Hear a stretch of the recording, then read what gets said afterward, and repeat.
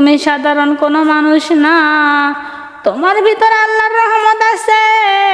তুমি নিজে না খেয়ে মানুষকে খাওয়াও, নিজে না পড়ে মানুষকে পড়াও। আল্লাহ তোমার প্রতি সন্তুষ্ট, আমিও সন্তুষ্ট। তুমি পরীক্ষায় পাশ করেছো, আল্লাহ বড় মহব্বত করে, আল্লাহ তোমারে অনেক ভালোবাসে। মাগো, খুব খেয়াল করে শুনবেন। একবার আলী রাদিয়াল্লাহু তাআলা আনহু দাওয়াতি কাজ শেষ করে বাড়ির দিকে রওনা দিচ্ছিলেন। এমন সময় মা জান গো, পথের মধ্যে দেখে একটা ফকির বসে আছে। একটা রাস্তার মাঝখানে ফকির বসে আছে। আলী রাদিয়াল্লাহু তাআলা আনহু ফকিরকে সালাম দিলেন, আসসালামু আলাইকুম। আমার মা জান, ফকির কোনো উত্তর দিলেন না। আলী রাদিয়াল্লাহু তাআলা আনহু বললেন, তুমি কি জানো না সালাম দিলে সালামের উত্তর নিতে হয়? ফকির বললেন, কেন আমি তোমার সালাম নিব? আমার খায়ে কোনো কাজ নেই, তোমার সালামের আমি উত্তর নিব? আমার মা জান, ফকির রাগান্বিত হলেন। আর বললেন, আমি কেন তোমার সালামের উত্তর নিব? আমার কোনো খায়ে কাজ নাই, আমি 3 দিন ধরে না খেয়ে আছি। যদি পারো আমাকে একটু খাবার দাও। আলী এবার কিছু বললেন না। আলী বললেন, আমার কাছে তো কোনো খাবার নাই, আমি তো তোমাকে খাবার দিতে পারবো না, আমি তো কোনো খাবার আমার সাথে আনি নাই। তাহলে আরেকটু সামনের দিকে আমার সাথে চলো, তুমি যদি চাও আমার সাথে যেতে পারো, হয়তো বা আমার বাসা থেকে কিছু খেয়ে আসতে পারবে। ফকির বললেন, আমার তো হাঁটার শক্তি নাই, আমি তো অনেক দুর্বল হয়ে গেছি, আমি 3 দিন ধরে তো কিছুই খাই না। যদি পারো আমাকে কাঁধে নিয়ে চলো। আমার মা জান, এইবার আলী তার কাঁধে নিয়ে বাড়িতে গেলেন। দরজার সামনে যখন গেলেন, এইবার আলী ফকিরকে কাঁধে নিলেন। কাঁধে নেওয়ার পর বাড়ির উঠানে রাখলেন। দরজার সামনে সালাম দিলেন, আসসালামু আলাইকুম। তখন মা ফাতেমা দরজা খুলে দিলেন। দরজা খোলার পর মা জান গো, আলী রাদিয়াল্লাহু তাআলা আনহু ঘরের মধ্যে তাকাইয়া দেখেন ফাতেমার চোখগুলো গর্তের মধ্যে গেছে, মুখটাও শুকিয়ে গেছে।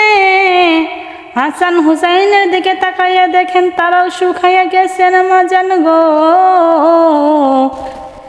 দেখেই মনে হচ্ছে ঘরের মধ্যে তো কোনো খাবার দাবার নাই, মনে হয় 5 দিন ধরে চুলায় কোনো আগুন ধরাই না। মা জান গো,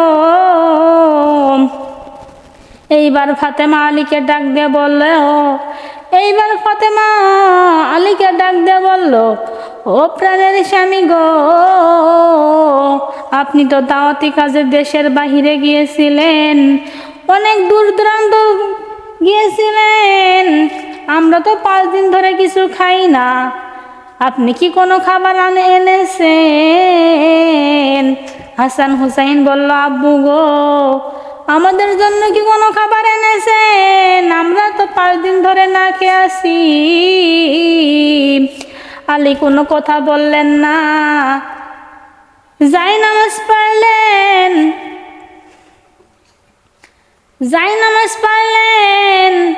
এবার নফল নামাজ আদায় করতে থাকলেন। মুনাজাতকে আল্লাহকে ডাক দিয়ে বলতেছে, আল্লাহ গো,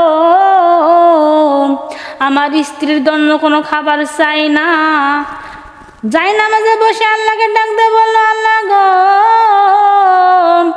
আমার স্ত্রীর জন্য আমি কোনো খাবার চাই না, আমার সন্তানের জন্য কোনো খাবার চাই না।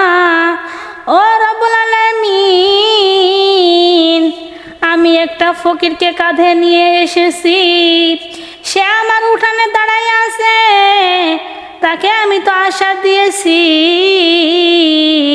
তাকে আমি একটু খাবার দিব। ও রব্বুল আলামিন, এখন দেখি আমার ঘরে কোনো খাবার নাই, আমি এখন তাকে কি খাওয়াবো? ও রব্বুল আলামিন, আপনার জান্নাত থেকে একটু খাবার দিয়ে যান। ও রব্বুল আলামিন, আপনার জান্নাত থেকে একটু খাবার দিয়ে যান, যে খাবারটা আমি ফকিরকে দিতে পারি। আমার মা জানে গো, এইবার আল্লাহ রব্বুল আলামিন তার রহমতের ফেরেশতা পাঠাইয়া দিলেন, একটু জান্নাতি খাবার পাঠাইয়া দিলেন। জান্নাতি খাবার যখন পাঠাইয়া দিলেন গো, জান্নাতি খাবারের গন্ধ মা ফাতেমা পেলেন। হাসান হুসাইন খুশিতে চলে আসলেন, আর বাবাকে ডাক দিয়ে বলতেছে, বাবা গো, আপনি তো বড় ভালো, আমার মার থেকে আপনি বেশি ভালোবাসেন। আজ 5 দিন ধরে মা কোনো খাবার দেয় নাই, আপনি আমাদের জন্য কত সুন্দর খাবার এনেছেন, তাড়াতাড়ি খাবারগুলো আমাদেরকে দেন, আমরা 2 ভাই খাই। এইবার আলী বললেন, ও হাসান হুসাইন, ও স্ত্রী ফাতেমা, এই খাবারগুলো তোমাদের জন্য না, এই খাবারের প্রতি তোমাদের কোনো হক নাই, এই খাবারের প্রতি তোমাদের কোনো হক নাই, একমাত্র হক আছে ফকিরের। আমি কাঁধে নিয়ে একটা ফকির এনেছি, ফকিরের গায়ে কোনো বল নাই, সে 3 দিন ধরে কিছু খায় না, সে বড় দুর্বল হয়ে পড়েছে, তাকে আমি 1 মুঠো খাওয়াবো, তোমাদেরকে দিতে পারবো না। তখন হাসান হুসাইন বললেন, আব্বু গো, এখানে তো একটু খাবার না, অনেকগুলো খাবার, অল্প একটু আমাদেরকে দেন। আলী কিছুই বললেন না। আলী মনে মনে বললেন, ও রব্বুল আলামিন, আমার এক হাতে আছে স্ত্রী সন্তান, আরেক হাতে আছে ফকির। ও রব্বুল আলামিন, তুমি তো জানো এই খাবারের হক একমাত্র ফকিরের আছে, আমি আমাদের স্ত্রী সন্তানকে দিতে পারবো না, একমাত্র ফকিরকে ছাড়া। আমার মা জান আলী রাদিয়াল্লাহু তাআলা আনহু হাসানকে বাঁ হাত দিয়ে একটা ঢেক্কা মারে দিলেন, হাসান নিচে পড়ে গেল। এইবার আলী রাদিয়াল্লাহু তাআলা আনহু দরজাটা খুললেন, এবার বাহিরে গেলেন, ফকিরটা দেখেন উঠানে দাঁড়িয়ে আছে, তখন সালামের উত্তর নিচ্ছে। আলী বললেন, ও ফকির, তোমাকে তো আমি অনেকক্ষণ আগে সালাম দিয়েছি, তুমি কেন এখন সালামের উত্তর নিলে? আর তোমার গায়ে তো কোনো বল নাই, তুমি তো সোজা হয়ে দাঁড়াতে পারো না, তাহলে এখন সোজা হয়ে কিভাবে দাঁড়িয়ে আছো? আমার মা জান, ফকির শুধু দাঁড়াইয়ে নাই, ফকিরটা আলীর দিকে তাকাইয়া মুসকে মুসকে হাসেন। আলী অবাক হয়ে বললেন, তুমি কেন মুসকে মুসকে হাসো আর সালামের উত্তর নিলে? আমি তো তোমারে এখন সালাম দিই নাই, সালাম দিয়েছি তো অনেকক্ষণ আগে, তার কারণ কি? তখন ওই ফকির বললেন, ও আলী, আমি তো সাধারণ কোনো ফকির না, আসলে আমি ফকির না, আমি আল্লাহর রহমতের ফেরেশতা, আমি আল্লাহর রহমতের ফেরেশতা। আল্লাহ পরীক্ষা নেওয়ার জন্য তোমার সামনে আমারে পাঠাইছে, তোমার পরীক্ষা নেওয়ার জন্য আমারে পাঠাইছে, কারণ তুমি আমারে কোনো খাবার দাও কিনা, না তোমার স্ত্রী সন্তানকে দাও কিনা, আসলে তুমি পরীক্ষায় পাশ করেছো, তুমি পরীক্ষায় পাশ করেছো, আল্লাহ বড় খুশি হয়েছে, আমিও বড় খুশি হয়েছি। ও আলী, তুমি সাধারণ কোনো মানুষ নও,